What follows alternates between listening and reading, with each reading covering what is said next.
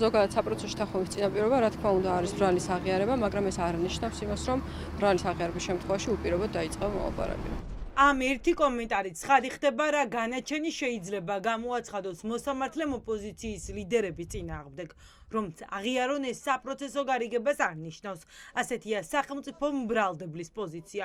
არადა მაგალითად 4 ოქტომბრის საქმეზე პროკურატურა აღიარების სანაცვლოდ ყველას გათავისუფლებას პირდება.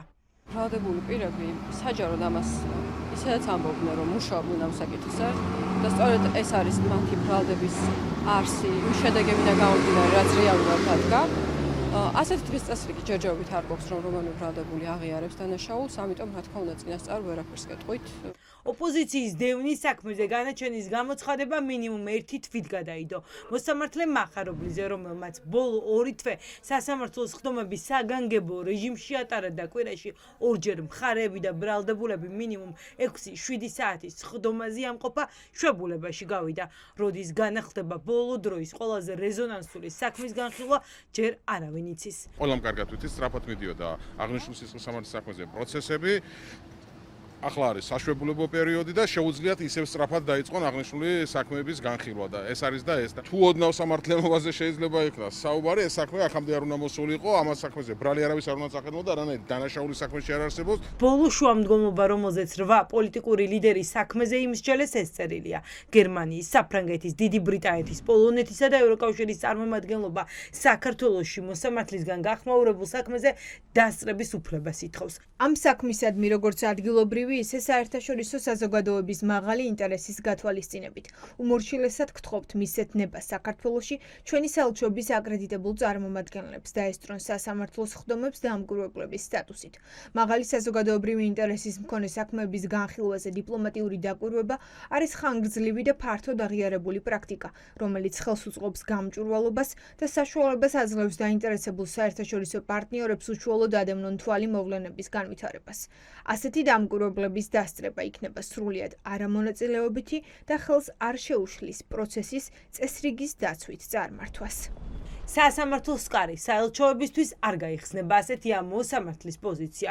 ჩდება კითხვა, თუ პროკურატურას ოპოზიციის ლიდერების წინააღმდეგ ბრალი გამყარებული აქვს, გააჩნია მტკიცებულებები, რომ ისინი საბოტაჟს აწყობდნენ, რატომ დახურა პროცესები და რატომ არ უშვებს დიპლომატებს, რომ ისინი დაარწმუნონ ლიდერების დანაშაულში.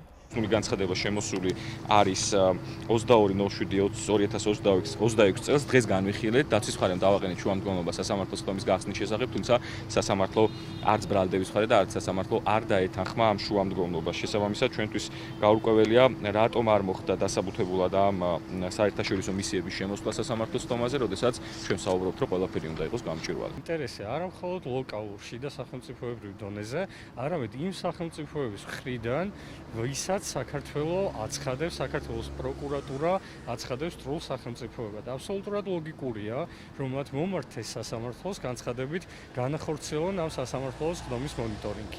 მაგრამ ჩვენ გვაქვს დასაბუთებული ვარაუდი, რომ სასამართლოს ხდომის დახურვის მიზანს წარმოადგენს არა თუ რაღაც გარკვეული ტიპის წესრიგის უზრუნველყოფა სასამართლოში, არამედ სწორედ ამ განცხადებების საერთაშორისო პარტნიორების მტრად გამოცხადების დამალვა ჩვენივე საერთაშორისო პარტნიორებისგან. 8 პოლიტიკური ლიდერის საქმე წერილობითი მტკიცებულებების გამოკვლევის ეტაპზეა. 47 ტომიდან პროკურატურამ ჯერ 15 გამოიკვლია. სავარაუდოდ საქალაქო სასამართლოში ხდომები სექტემბრიდან განახლდება. ამ საქმეზე ნიკა მელიას, ნიკა გვარამიას, მამუკა ხაზარაძესა და ბადრი ჯაფარიძეს გამოძიება ეგრეთ წოდებულ საბოტაჟს ედავება და 4 წლამდე პატიმრობა ემუქრებათ. ზურა ჯაფარიძეს, ელენე ხოშტარიას და გიორგი ვაშაძეს კი საბოტაჟთან ერთად უცხო ქვეყნისთვის მტრულ საქმიანობაში დახმარების გამო 15 წლიანი მსჯავრი დაედებათ, თუ სასამართლო გამამტყუნებელ ვერდიქტს გამოაცხადებს. ექს-პრეზიდენტს კი 3 წლამდე პატიმრობა ემუქრება სახელმწიფო დამხობისკენ მოწოდების გამო.